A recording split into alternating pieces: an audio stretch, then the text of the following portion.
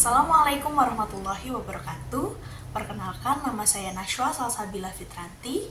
Dan di kesempatan kali ini saya akan mempraktikkan apa yang sudah saya dapatkan selama belajar akhlak tasawuf di setengah semester ini, yaitu proses berdialog dengan Tuhan melalui Al-Quran.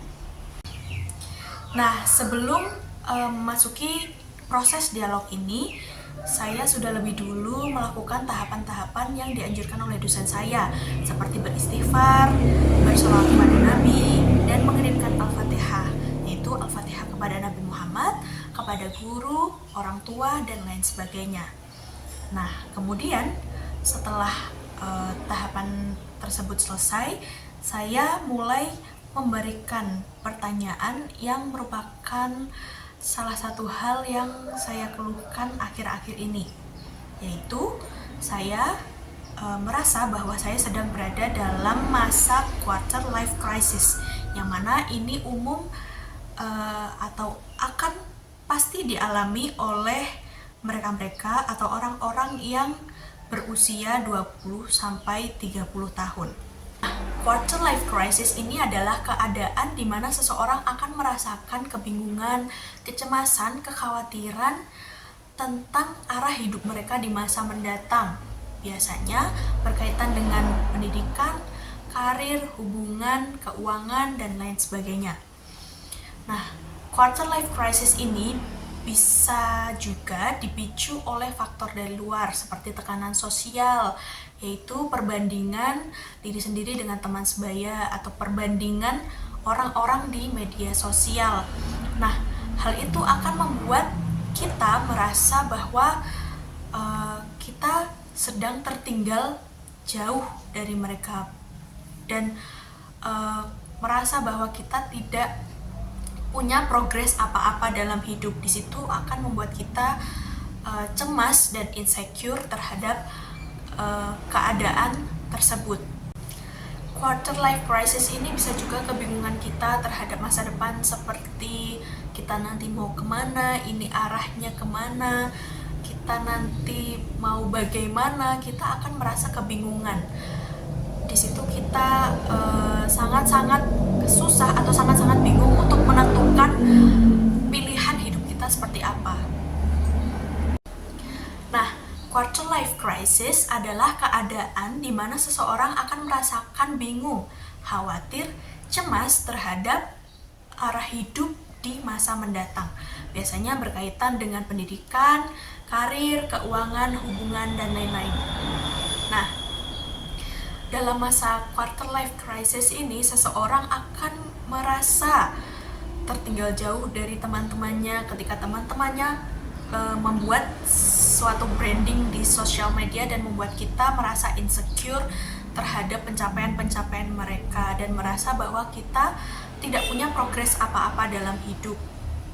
Nah, quarter life crisis ini juga bisa berupa ketakutan kita atau kebingungan kita dalam menentukan pilihan hidup kita setelah ini, seperti ini arahnya kemana, ini bagaimana, dan pilihan hidup kita itu bagaimana. Kita akan merasa sangat kebingungan dan cemas sekali di masa itu.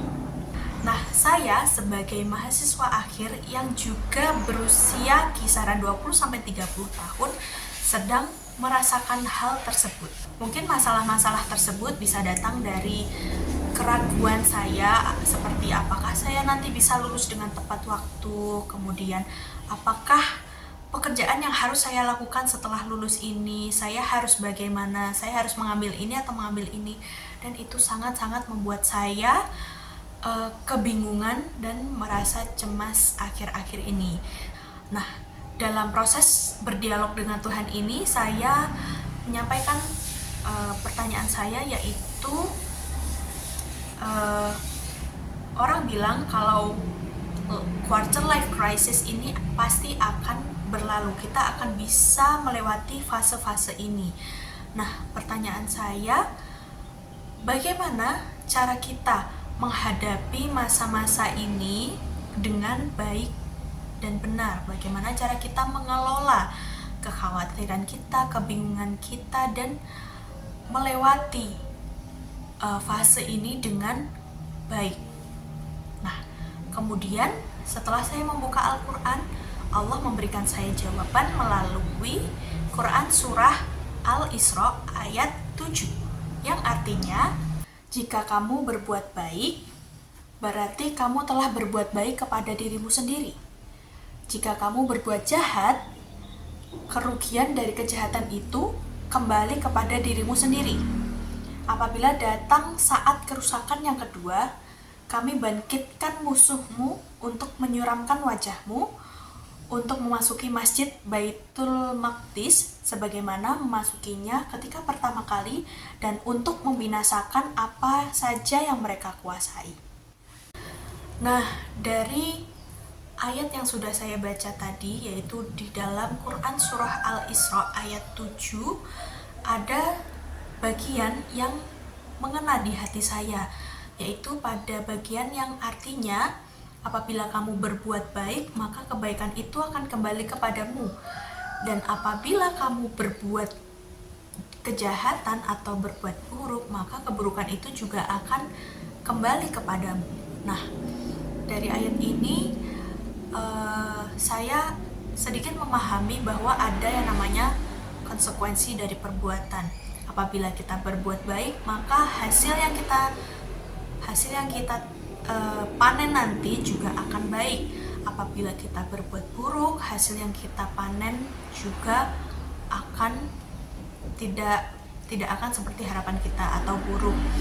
Nah, jika dikaitkan dengan quarter life crisis ini, mungkin Allah memberikan nasihat kepada saya untuk tidak memikirkan bagaimana hasilnya nanti.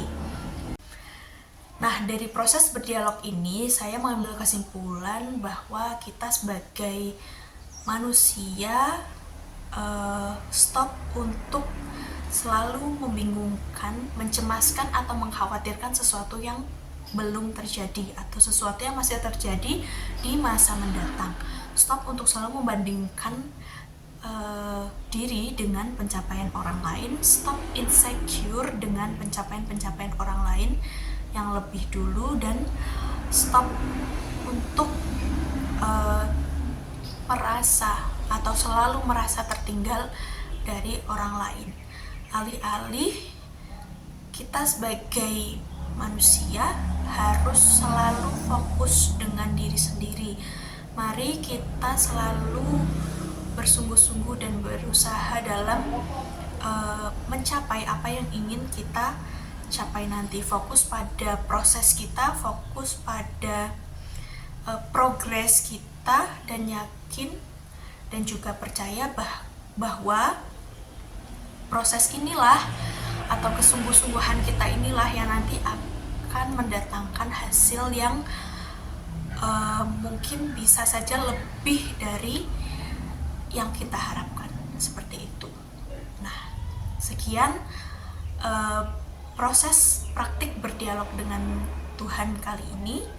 Apabila ada salah kata maupun perbuatan, saya memohon maaf. Wassalamualaikum warahmatullahi wabarakatuh.